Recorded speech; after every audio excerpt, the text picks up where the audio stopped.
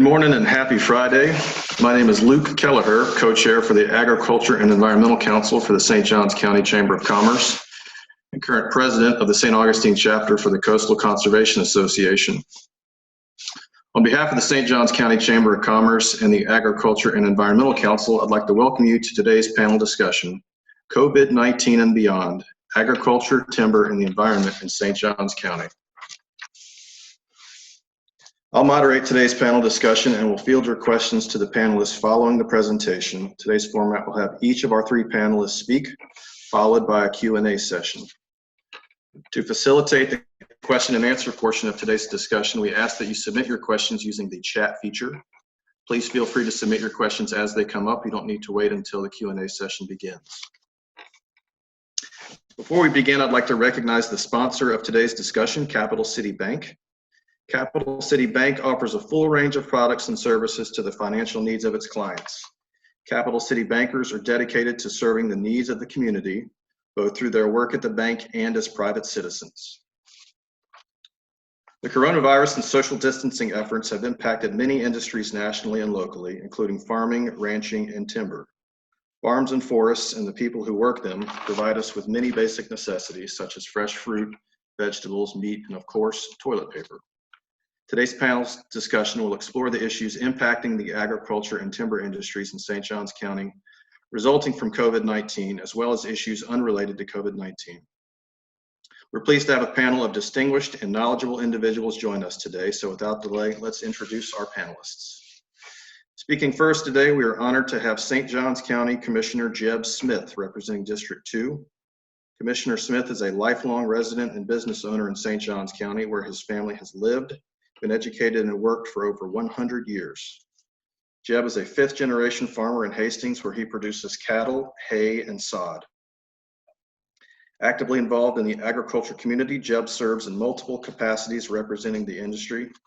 He actively serves on the Putnam-St. Johns County Farm Bureau Board of Directors, is a state director for District 10 of the Florida Farm Bureau, and nationally he has served in an advisory capacity with the American Farm Bureau. Locally, Jeb has served or is serving on the Hastings Drainage District, the Farm Service Agency, St. Johns County Overall Extension Advisory Committee, the 4-H Association Board of Directors, and the Rodeau Boars Ranch Board of Directors. Our second speaker today, we're pleased to introduce to Evelyn Christie Fletcher, UF/IFAS, Commercial Agriculture Extension Agent for St. Johns County. Chrissy is a fourth-generation Floridian, originally from Live Oak in Suwannee County, Florida. She grew up on a tree farm where her family practiced silviculture and harvested pine straw for mulch. Chrissy received both her Bachelor's of Science and Master's of Science degrees from the University of Florida in Soil and Water Sciences. She began her position with the UF/IFAS Extension Office in St. Johns County in April of 2019. Our third and final speaker today, I would like to welcome Greg Dunne, the Cooperative Forestry Assistant Forester for St. Johns County. A native of Volusia County, Florida, Greg has a Bachelor's of Science degree in Forest Resources from the University of Georgia and has been assisting St. Johns County residents since April of 1998.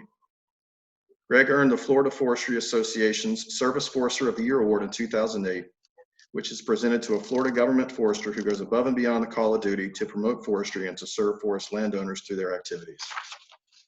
Thank you, Commissioner Smith, Chrissy, and Greg, for being here today to share your expertise and knowledge. With that, I would like to turn it over to Commissioner Jeb Smith to kick us off. Commissioner Smith, it's all yours. Well, thank you very much, Mr. Kelleher, and thank you all for the invitation to participate in today's discussion. It's an honor for me to be able to speak on behalf of the agricultural industry, and it certainly is a vital part of my person, my livelihood, my family's livelihood, and who we are and what we've been in St. Johns County for over 100 years. I want to start off with a little broader approach to the discussion, and that is in discussion of the industry, the agricultural industry's significance in our state. You know, agriculture is the second largest industry in the state of Florida. It employs 1.4 million people, contributes about $131 billion to the state's economy each year. It's popular for production of crops of oranges, tomatoes, leafy greens, dairy, cattle, sugarcane, nursery, greenhouse products, and then what we have here in St. Johns County most predominantly is potatoes and cabbage, although we're diversifying every year. One of the things that I think a lot of folks, and especially in regard to the conversation of COVID-19, is our cattle industry is very, very large in the state of Florida. The Deseret Ranch is the largest cow-calf operation in the United States, and Florida is home to 5, if not, and there's some debate, but even maybe 7 of the top 10 largest cow-calf operations in the United States. And I say that because of the prominence it has in the use of land in the state of Florida as well, but also in regard to COVID-19. But nearly 1/2 of Florida's agricultural land is involved in cattle production. There's 3.2 million acres of pasture and 1.3 million of grazed woodlands. And COVID-19's adversely affecting the meat processing industry. It will certainly have an impact on our state's cattle industry as well. One of the things I think is very needful to understand is that during the 2008 recession in our state, agriculture pulled us through. When tourism was down, agriculture stood up to be number 1 and was credited with stabilizing our state economy. As valuable as agriculture is to our state, unfortunately, it's quite familiar with invasive pests, diseases, and devastating effects, and the devastating effects that they have economically.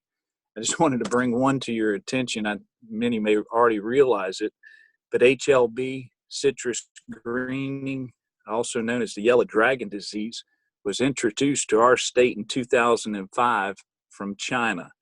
It's a bacteria that is vectored into a citrus plant via the Asian citrus psyllid. Let me give you some numbers to understand how impactful that this invasive disease has been to our state agriculture. In 2005, the state had produced 243 million boxes of citrus. Today, in 2019-20 season, 69.7 million boxes of citrus. That's a 71% reduction, and most of that is accredited to this one disease, and the impact economically is quite radical. I just want to understand that, a pandemic also, we in the industry have been facing certain invasive pests and diseases for some time. There are other pests and diseases that loom and threaten our state's second largest economic contributor. I just wanted to name just a couple to give you an idea of how impacted we are by disease and pests.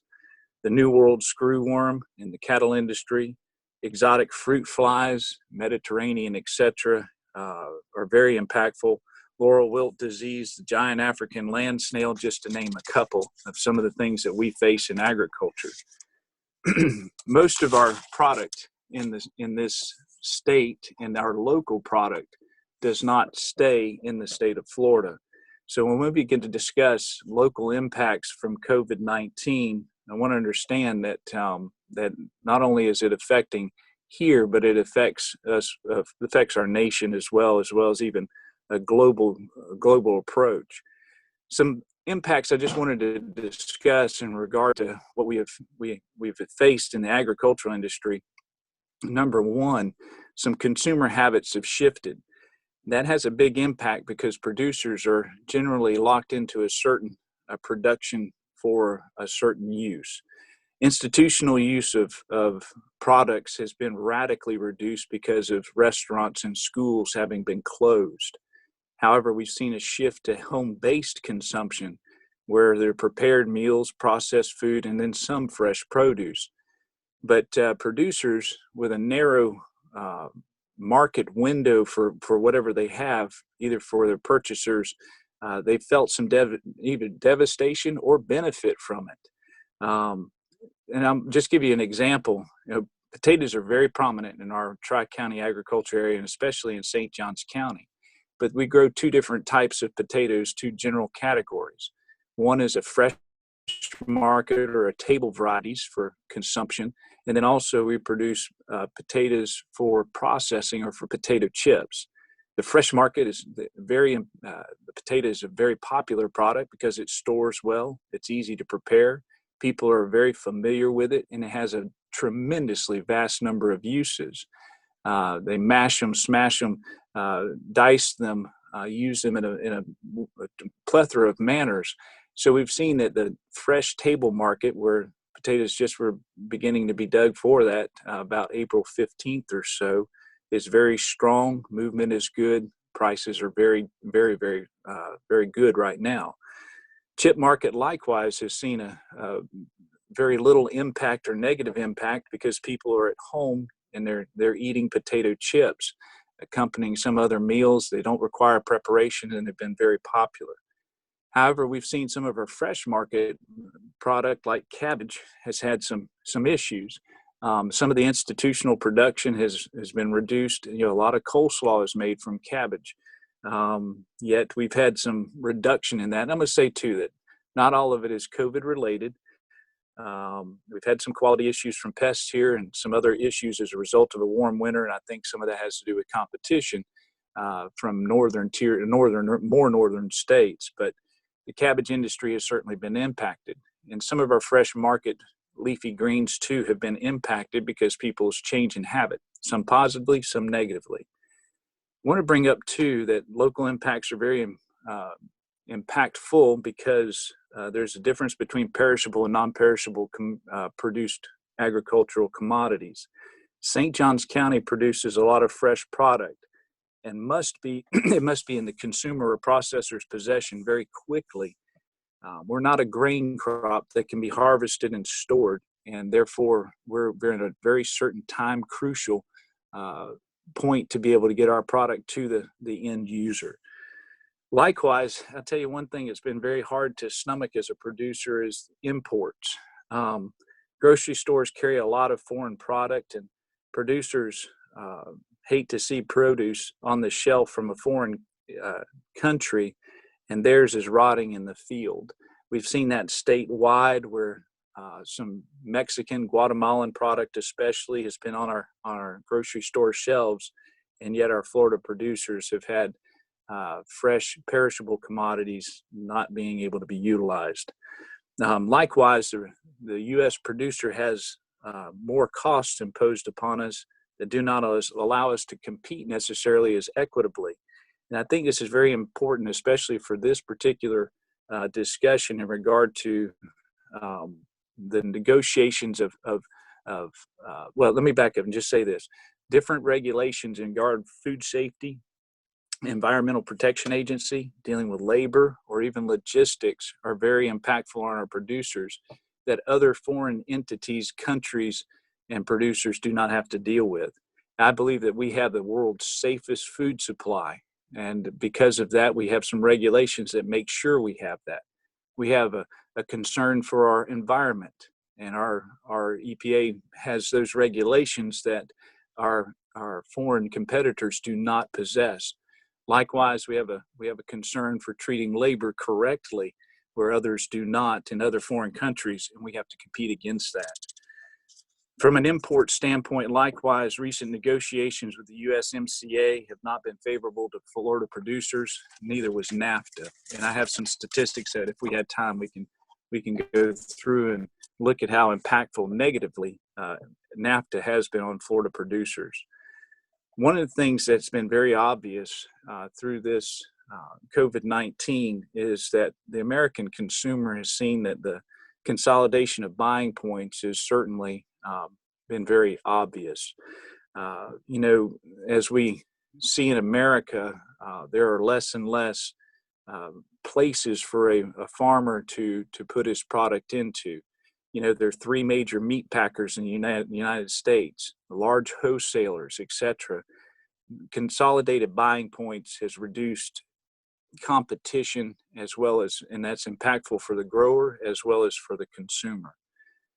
Another thing that we've seen through COVID-19 that I think we need to just at least bring to the table is our nation is dependent on a free mobile logistics system. And any interruption of that system could result in a geographic area not getting food, especially in large metropolitan areas. Product may be available, but may not be able to reach the end user as any impediment may come into those logistics. One of the things too, I think, most of our population believes that their food comes from a grocery store.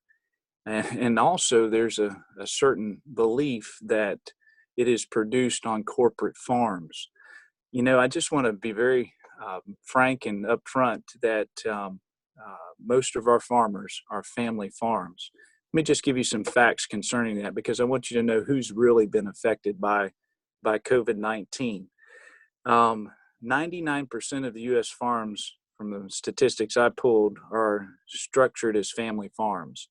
90% of farm production is from a family farm. 90% of what we use and all is a result of family farms.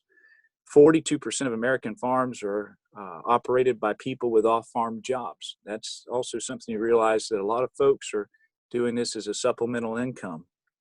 A small farm that I found is and defined as listing farming as a primary occupation, but annual gross sales of less than $350,000 is about 30% of U.S. operations. I think locally, I want you to recognize that our farms are all family farms, and most are not very small, but are very impactful to our state and to our local economy. I just want to say that if we're going to eat, have clothes, and have shelter, we need farmers, ranchers, and timber producers. We need to protect our farmers by buying U.S. product, protecting our borders from disease and pests, and allowing them to make a profit. In order to remain in the industry, our producers want to produce, but they have to make a living. Food production, processing, and distribution is truly a national security issue. And I think that's very, very important from this to know, and I think a lot of our American consumers are realizing it. Mr. Kelleher, that'll wrap me up. And I have a lot more I can be able to comment upon, but I want to be mindful of my 10 minutes, so I'll conclude there. Thank you, Commissioner Smith, for that. I think that was very interesting, and I guess one of the things we can hope for with this is maybe some of the adversity will highlight some issues that you guys have been facing for a long time, and we can get some solutions to that. So next, I'd like to introduce Christie Fletcher. Chrissy, it's all yours. All right, thank you. Thank you all for having me. Honored to be here today. And just for those of y'all who aren't familiar with Ifas, we, within all 67 counties in the state, have county extension offices. So for us, that's the St. Johns County Agricultural Center in St. Augustine. And we are a partnership between the University of Florida and the county government, so that the university can hire people with the experience and training and knowledge to provide educational services in their community. So for me in particular, as your commercial agriculture agent, I service the commercial farmers in this community, but not just commercial, small farms as well, and people that are interested in getting into farming. So part of my job is education, so helping people prepare for pesticide exams and so forth, but most importantly, it's helping them diagnose issues in the field. So Jeb mentioned, pest problems. So a lot of what I assist with is identifying pests and finding a well-rounded approach to deal with them. But also, in light of the situation with COVID-19, some of the issues that we've already had just kind of got worse because of the situation, as Jeb pointed out. So, for example, locally, there was a great article by The Record about how our local cabbage growers were being affected. And a lot of that boiled down to supply chain issues. There was plenty of produce to be harvested. They were able to harvest it. They were able to get it on the trucks, but there's not enough people at the grocery store, for example, to unload those trucks. So as different locations or businesses that are buying that product, as they're lowering their number of staff and employees, that affects the people who are shipping that product to them, because they may be waiting in line 6, 7, 10 hours just to unload one truck of cabbage, and economically that doesn't make sense for a farmer. They were going from 20 loads a day down to maybe 1 a day. That's a significant reduction. And many questions that I've been asked over the past 2 months is, why are these farmers not just opening up their doors, their farm, to the public to come and buy the produce directly? Well, some are, and Florida Farm Bureau and Florida Department of Agriculture both have listed on their websites the farms that were willing to sell directly to the public.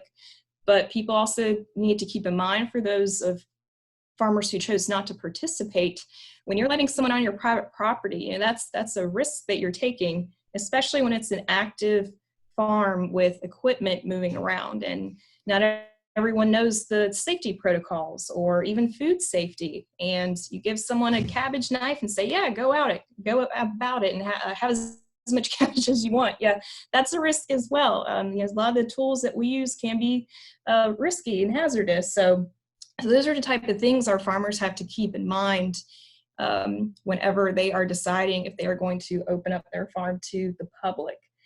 But some of our farmers who were already doing direct retail actually were able to expand that. So some of the folks that were selling directly to restaurants really didn't have that opportunity anymore, with the restaurants shutting down and being restricted to takeout. They didn't need quite as much volume. But some of our smaller farms were able to open up their farms, maybe even some of them did it on the weekend. Some small farms grouped together and did pop-up markets at local businesses and did it in a socially distanced and CDC guideline appropriate way.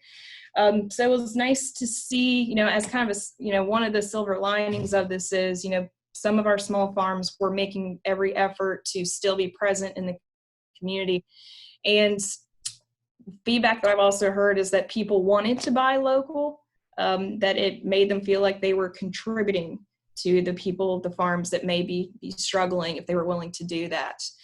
And with potato production being, prime time harvesting right now, it's nice to hear that they are able to move those potatoes. But even then, some of the warehouses where they're processing them for chips, for example, may not be accepting as many loads right now, just because, once again, shortage of labor, not as many people there to help accept that.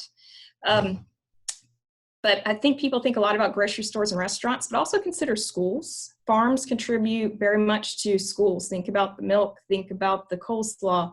Those are things that were purchased from farms, and now that farmer didn't have that entity to sell to either. But what I did notice later with COVID-19 is that some chains were making every effort to buy local, buy Florida, which I think is fantastic. And I hope they continue to do that, because just like Jeb pointed out, with grocery stores and farmers, their produce is rotting in the field because they have nowhere to send it. And then you have a plethora of it from another country in the store. It would be nice if one benefit that came out of this is that people made a better effort to intentionally buy local products. And hopefully those grocery stores and restaurants will also, in the end, make a better effort to buy local and support your neighbor, support your local industries. And with that, I'm happy to hear that most of the news I get from the potato industry is pretty positive, and I haven't had any diseases coming into my lab this week, which is great news. So with that, I will let Greg take the lead. Thank you. Thank you, Chrissy. And it's nice to hear a little bit of good news there at the end with all the bad news we've been hearing with the potato farmers. So appreciate that. Greg, you're last up for us. If you would wrap us up, please. I certainly will. Thank you for the opportunity.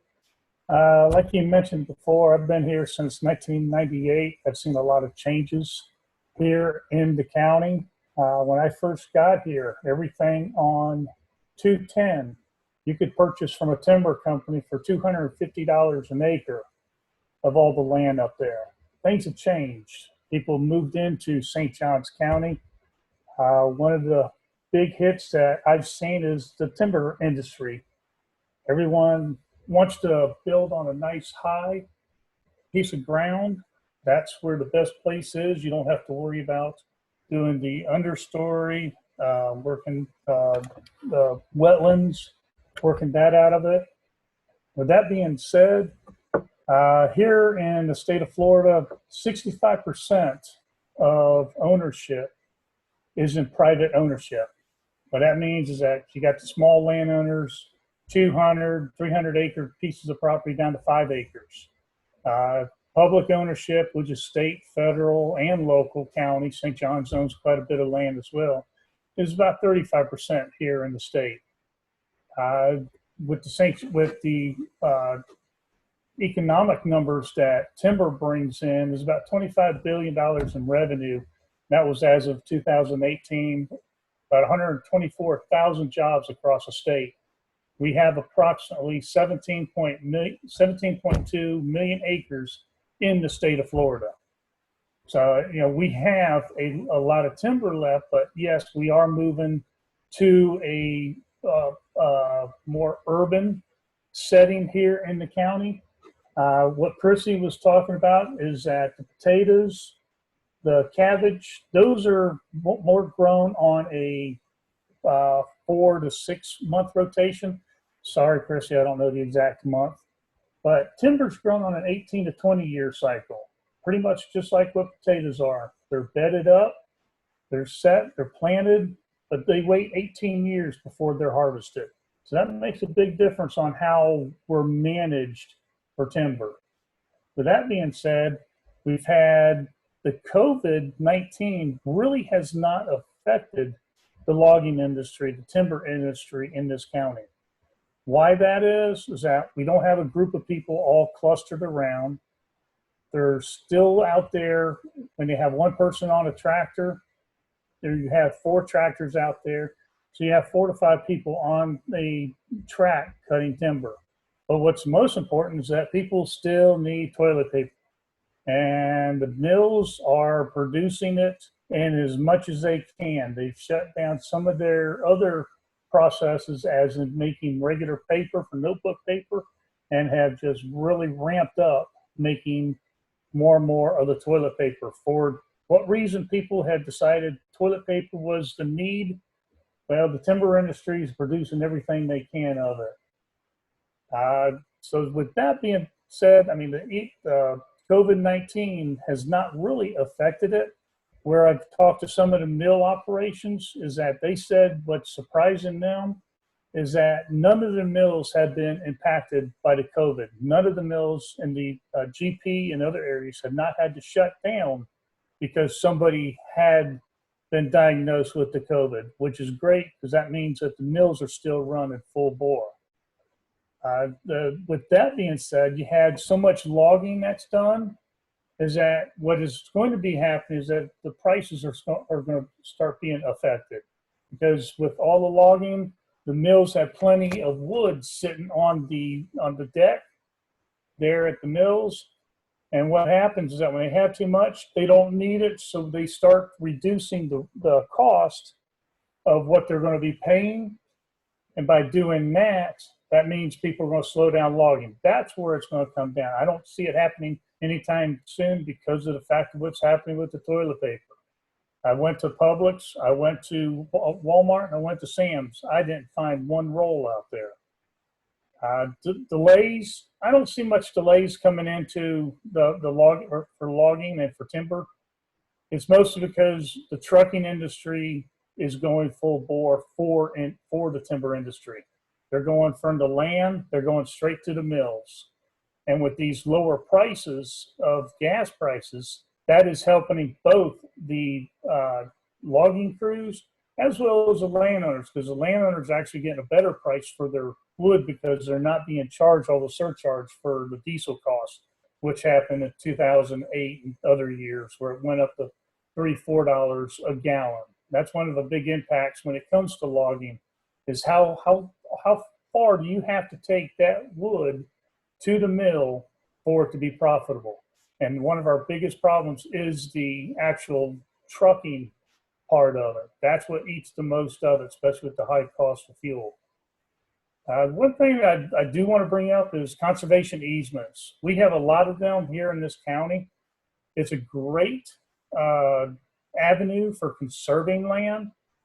It's one that, we've had some landowners that have taken advantage of it by being able to have a state entity, whether it be forestry, whether it be Department of Environmental Protection, purchase the developmental rights off of the properties. And what that means is that the land can still be timbered, it can still be utilized for hunting, camping, all those activities, but it can never be developed again. And that's one thing that I really push for is conservation easements over what's called fee simple. Fee simple is where it's just sold straight to the state or another entity, and they have to manage it. Under that easement, conservation easement, the landowner still maintains the management of the property. So it's a less cost on the general public because you don't have the state entities putting people out there managing it. And that's where the landowners are not getting paid the full assessed value of their property, but they're getting enough out of it where they are taking the revenue off of that and putting it back into their land.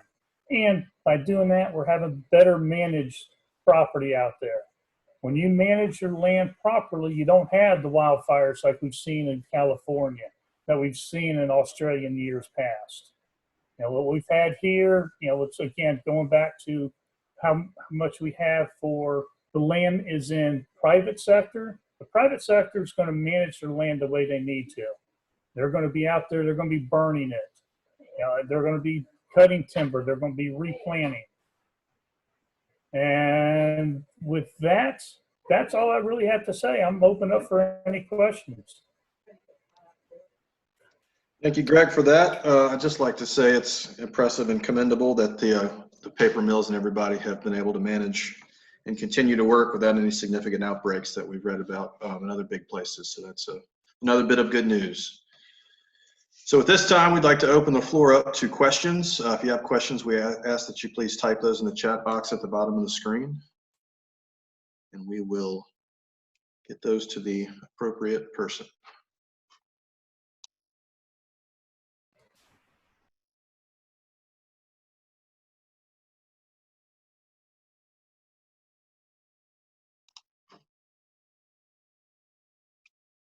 Jim McCarthy made a comment that the North Florida Land Trust is a private 501c3, also holds easements as well. That is true.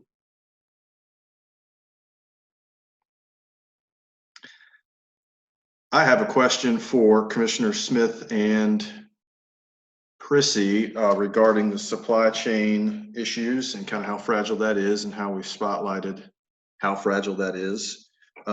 If you have heard or know of any changes that may be made to addressing that, or if there are going to be any long-term effects from this shift to a more home-based consumption and things like that, if that makes sense. Sure, Luke, I'll be glad to address some of that anyway. I do believe that there is a lot more focus to be able to bring local production to local consumption, and I think that's a healthy thing.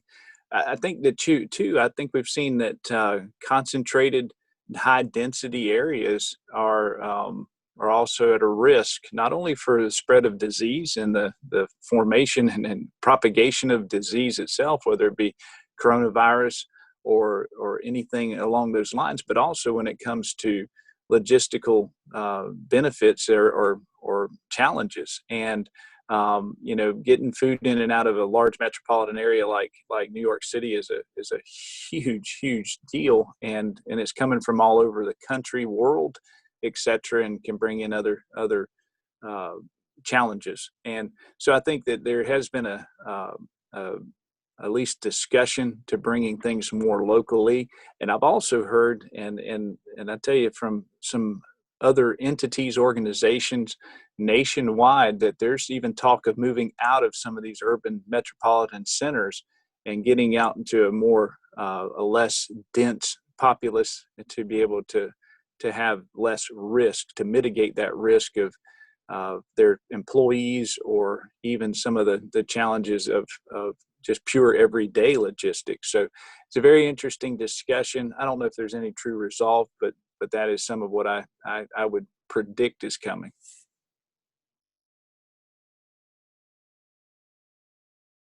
Thank you for that. And then as local citizens and local business owners, is there anything that we can do to contribute or help to this as far as now or in the future, or anything like that?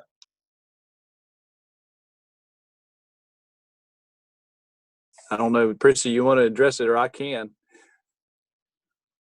I would just say, be thankful for your local farmers. Let them, if you have the opportunity to ever run into them, see them, let them know that you appreciate what they contribute to not only just our food and our clothes, but to our local economy. I mean, this number is a little out of date. Our last ag census was 2017, but just in St. Johns County, the value of the crops and production was about $58 million. That's a pretty incredible number.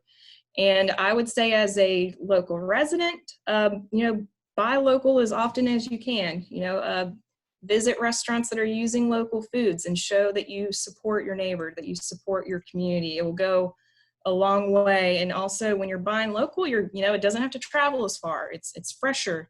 You're gaining nutrients that came from our soil. So many good things. So any way you can support your local ag industry, please do your part is all I would suggest. And thank you. Very good. We have one question from Jim McCarthy. He asks, is it hard for young people to get into farming, and what are the issues? I'll be glad to address that one, Mr. Kelleher and Mr. McCarthy. I appreciate that question, especially I'm a fifth generation farmer in St. Johns County, and I can assure you that generationally there have been challenges all along the way. My granddaddy tried to keep my daddy from farming because of the difficulties and challenges that he faced. My dad has been common to say that, well, I'll just say my dad apologized to me one time, and I said, why are you sorry? He says, well, I'm sorry that you want to farm. And I said, well, why is that? He said, it's a genetic deficiency reinforced by child abuse. So I love to farm. I love what I do, but we don't do it for the monetary benefit. It is a livelihood, and it is difficult to get into. My children, I have 4 children, 2 boys and 2 girls. My oldest son graduated from ABAC, Abraham Baldwin Agricultural College in Tifton, Georgia, with a degree in diversified agriculture. He wants to farm. He is farming. He is not on our farm. He's working for a farm in Flagler County. And loves it, absolutely loves what he does. It is not an easy life. He works 6 days a week, no less than on 5 days a week, 12 hours a day, and on Saturdays, no less than somewhere around 6 to 7 hours. So it's a very hard life, but it's one that's enjoyable and rewarding. My second son is also wanting to go into agriculture. He's actually at ABAC as well in the School of Forestry. So I'm going to tell you, as firsthand, it is very difficult to get into agriculture, number one, because of land costs. Greg talked and at least mentioned that there's some real challenges that we've seen countywide, that land costs have increased radically in the last 20 years, just a little over 20 years. We've seen land prices go from the $2,500 an acre range for production, for vegetable production in St. Johns County, to about $7,000 to $8,000 to $13,000 to $15,000. It depends on where you are, what those values will be. So it's very, very difficult for a young person to risk that kind of capital on the kind of prices that we have market-wise to get into agriculture. Not only that, it's risky in regard to other costs that are accrued. Food safety. It's not a one-man show anymore. It's not a one fella can do it all. You've got to have somebody that's dealing with labor, somebody that's up to date on food safety, somebody that's up to date on chemical licensing and application and all the rules and regulations. It's very difficult for one person to handle it. and Mr. McCarthy, I'll say this, even if you inherit a farm today, it's still a rough go. But just because of the capital up front, the risks at hand, it's difficult for young people to want to and to get involved in agriculture. But we're seeing a shift in that, and that's where we've had nationwide. We've had a lot of community-supported agriculture started by young people, which are smaller farms that are the capital is provided by the end user, the consumer. They're very interesting models, and we're seeing a lot of young people trying to get into it. I'll say this too: it's either you have to have a certain amount of critical mass and to be able to assume this cost. Either you got to be really, really big or really, really small. And that other model seems to be very small and very helpful to getting some young people back on and engaged in agriculture. I know it's a long answer, but I think there's interest, and it's just cost prohibitive and for the better part. Very good. Thank you for that, Commissioner Smith, and thank you again, Mr. McCarthy, for that great question. I believe we have one more question that we're going to address.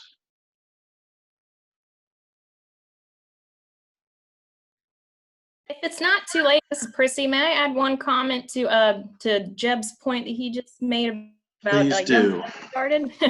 Well, just because part of what I get contacted about often are folks that want to start farming in a community, which is wonderful that people are interested and would like to have some sort of tie to agriculture, but many times the requests I get are from folks that are a bit disconnected, and they relate their gardening practices to what they think could be commercial farm. You know, I had a request for someone wanted to start who was brand new to Florida and said, I want to start growing lavender as my income for a farm here. And, you know, I showed them a publication that showed the hardiness zones and the ranges of lavender, and it doesn't grow here except as a winter annual. So, you know, that's not going to be realistic if you're really trying to make your income off of this crop. So that's part of one of the benefits of the education that UF-IFAS can provide, is letting people know these are the crops that flourish in these areas.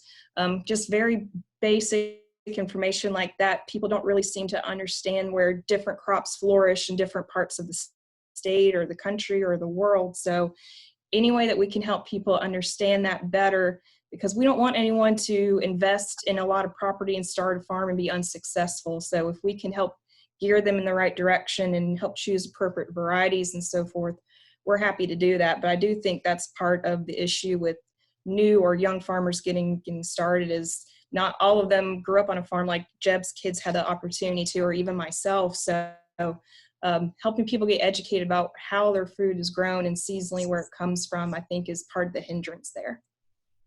Luke, if I could add just one thing as well to that, just another thought. In some of the statistics I gave to start, 42% of American farms are run by people with off-farm jobs. That's pretty impressive. That's 868,523 farms with folks that are farming part-time. And another statistic I did not share is something I think is interesting too. About 17% of U.S. farms, that's 346,489, are considered to be retirement farms. That is, their operators are officially retired, but still grow a little bit on a small scale.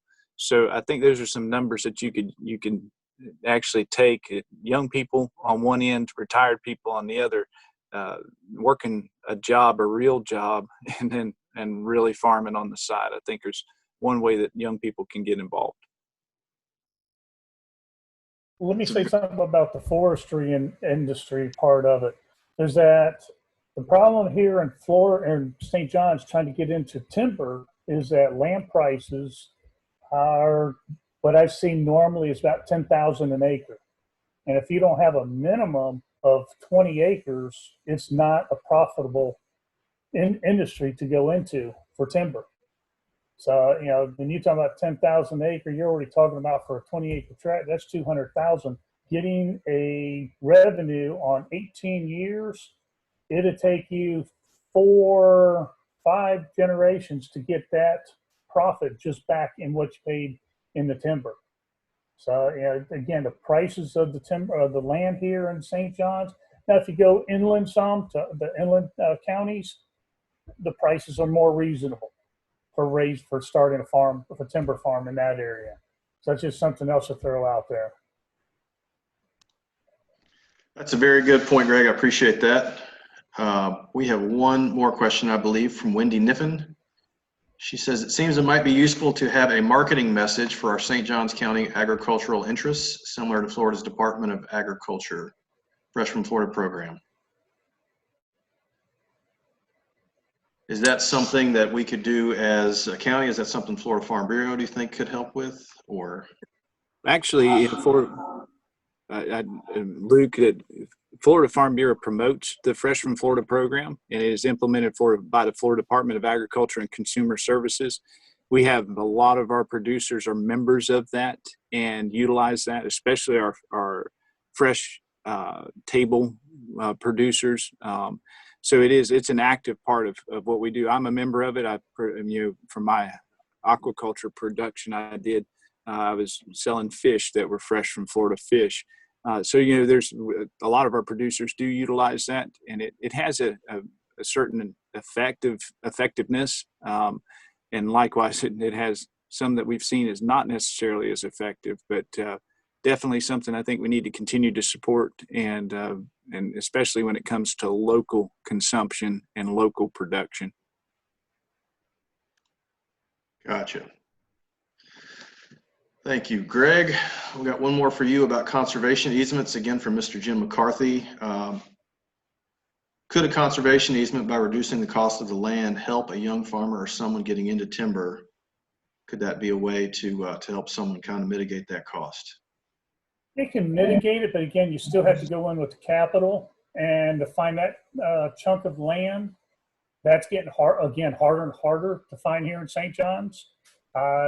Yeah, the conservation easements, like I said, I'm a full believer in that. Again, that's one that it only pays about half of what the assessed value is, not what you're paying, but what the assessed value is. So that's one of the problems with it that I've seen, where the land sold for $10,000, but the assessed value was only $5,000. So they're, on just using simple numbers, half of that was paid out. So you're only talking about $2,500. So yeah, it's going to help, but is it going to be enough to pull that person up that's going to be able to afford it? And is there timber on the property? What's its value? Is it a clear cut where they have to replant? So that's more money going into it. There's all those factions that I can see that not going to stop people, but something that's going to be a profit. It's getting harder and harder to do. Very good. Thank you. If there aren't any more questions, I'd like to close today by acknowledging the sponsor of today's panel discussion, Capital City Bank. Thank you again for your support for this event and the Chamber. I encourage you to visit the Chamber's website at sjcchamber.com and follow the Chamber on Facebook, LinkedIn, Twitter, and Instagram for information and resources related to reopening and recovery. On behalf of the Chamber's Agriculture and Environmental Council, I'd like to again thank our panelists, Commissioner Jeb Smith, Christie Fletcher, and Greg Dunne, for sharing their time and expertise with us today. Today's discussion was recorded and will be available on the Chamber's website under Chamber Webinars for playback at a later time. Thank you again for your participation in today's panel discussion.